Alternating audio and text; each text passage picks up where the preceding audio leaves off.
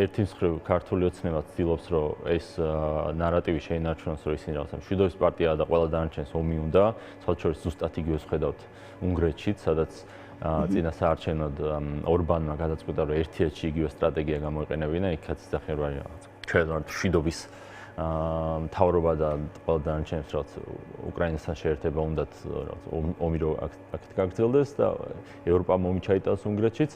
ჯერჯერობით სწორად აღნიშნეთ ჩიხური სიტუაციაა. მე ვერც იმას ხვდები, თქვათ ეს ქართულმა ოცნებამ დებატები გახსნა ეს რაღაცა სიტუაციის შერბილებისკენ არის მათი მხრივ გადადგმული ნაბიჯი და რაღაცა პოლარიზაციის შემცირებისკენ თუ ახსნას ამას ვერც უძებნი ჯერჯერობით.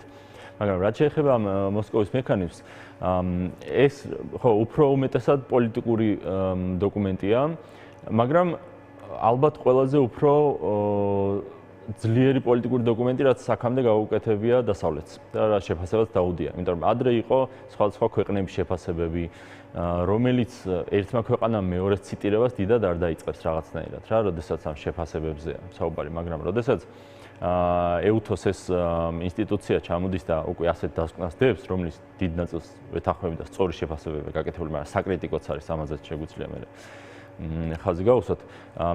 ეს რა თქმა უნდა გამოყენებული იქნება შემდეგ ქართული ოცნების მიმართ ყველა საერთაშორისო კომუნიკაციაში და ის იზოლაცია, რომელიც ქართულ ოცნებას აქამდე ჰქონდა, კიდევ უფრო გაგრძელდება.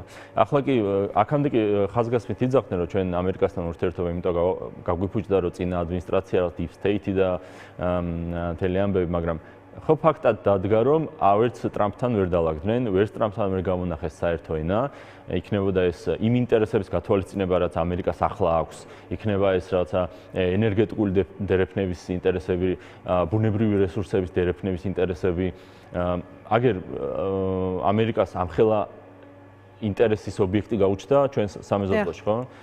ტრამპის დერეფანზე არის საუბარი. სადაც საქართველოს შეიძლება უდიდესი როლი შეასრულებინა ამ ყველაფრის მათ შორის როგორც კონფლიქტის მედიაციაში, რომ აი თბილისში ყოველთვის ეგრე ხდებოდა თბილისში, კავკასიის რაღაც საქმეები თბილისში კარგად წყდებოდა, იმიტომ რომ რაღაც ნეიტრალური ადგილი იყო ისეთი, სადაც ყველას ნორმალური ურთიერთობა ჰქონდა და შეიძლებოდა ჩასვლა. ეს შესაძლებლობა გავუმაზეთ. აი ტრამპის დერეფანზე თითქმის არაფერს ვაკეთებთ. ამის საპირისპიროდ ქართულმა ოცნებამ ტარიფების დაწესებაც კი იცადა, რომელიც მე უკან წაიღო, მაგრამ ეგ ხო არის მაჩვენებელი იმისა, რამდენად არასწორად აფასებენ სიტუაციას.